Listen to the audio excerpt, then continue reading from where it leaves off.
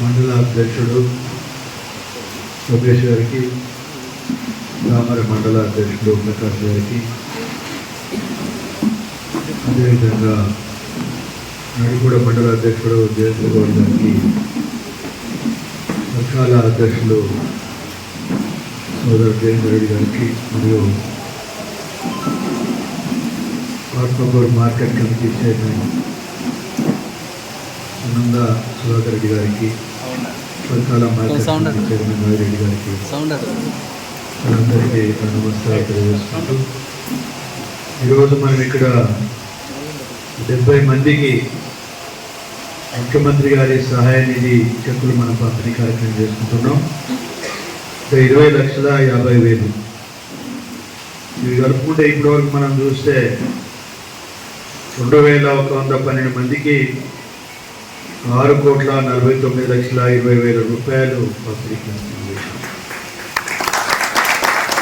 6,89,00,000 అని అంటే ఈ ప్రభుత్వము ముఖ్యంగా రేవంత్ రెడ్డి గారి యొక్క నాయకత్వంలో ఆరోగ్యానికి ఎంత ప్రాధాన్యత ఇస్తుందనేది దీన్ని బట్టే మనకు అర్థమవుతున్నాడు. తన యొక్క పాదయాత్రలు కూడా చాలా స్పష్టంగా చెప్పారు. ఆరోగ్యానికి ప్రాధాన్యత ఇస్తాం, విద్యకు ప్రాధాన్యత ఇస్తామని చెప్పి దానికి అనుగుణంగానే ఆరోగ్యశ్రీని ముందు సీట్లో లేదు, ఎప్పుడు 3 సీట్లు దూరాన్ని నీకు సపరేట్ చెప్పాను మీద ప్రజలకు ఒక హామీ ఇవ్వడం జరిగింది. ఒకటి విద్య, రెండోది వైద్యం. వైద్య పరంగా మనం చూస్తే 5 కోట్ల నుండి 5 లక్షల నుండి 10 లక్షలు పెంచడము. ఆరోగ్యశ్రీ అయితే అప్లికేషన్ వచ్చింది అని అంటే మరి ఎంతో కొంత ఆ కుటుంబాన్ని ఆదుకోవాలని ప్రయత్నం చేస్తున్న విషయం నాకు తెలుసు. అదేవిధంగా ఎల్ఓసీలు అంటే నిమ్స్ లాంటి హాస్పిటల్ పోయినప్పుడు అర్జెంటుగా వెంటనే ఒక 3-4 రోజులు ఒకటినే ఎల్ఓసీలు ఇస్తున్నారు. ఇప్పటి వరకు మనం 116 మందికి ఇప్పించినాం. 2,28,14,000 ఇచ్చినాం. అదేవిధంగా కళ్యాణ లక్ష్మి కూడా మనం చూస్తే 19,22,23,804 రూపాయలకి ఇచ్చినాం.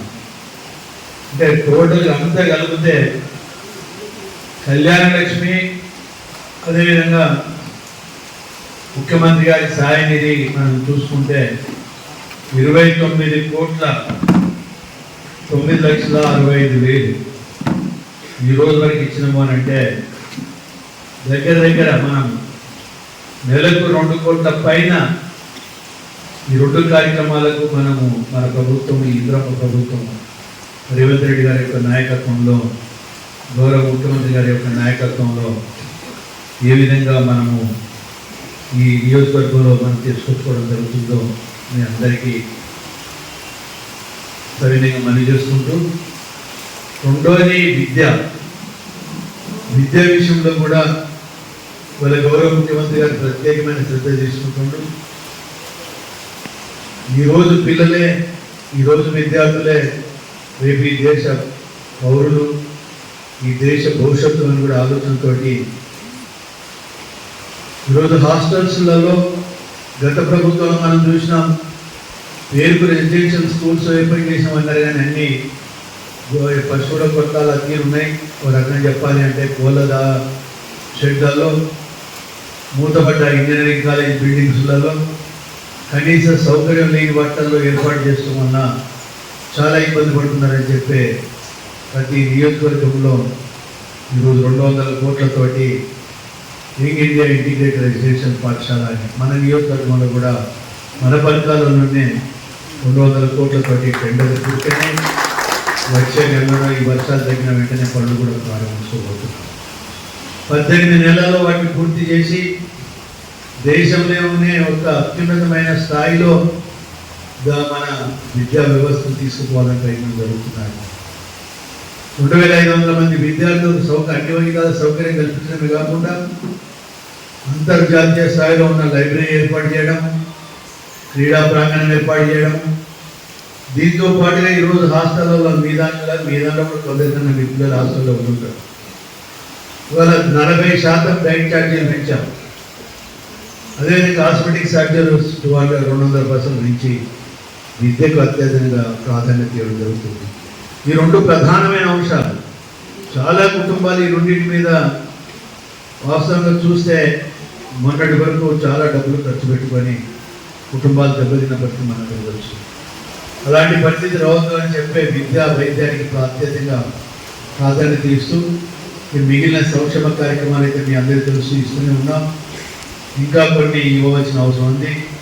ఇవాళ మనం మహిళలకు ఉచిత బస్సు సౌకర్యం దగ్గర మొదలు పెడితే ప్రతి ఇంటికి 200 యూనిట్ల ఉచిత కరెంటు ద్వారా, అదేవిధంగా మనం చూస్తే సన్న బియ్యం, వాళ్ళ సన్న వర్ణకు బోనసు, రైతులకు 2 లక్షల రుణమాఫీ, ఇందిరమ్మ ఇల్లు, ఈ విధంగా ప్రతి ఒక్కటి ఇందిరా,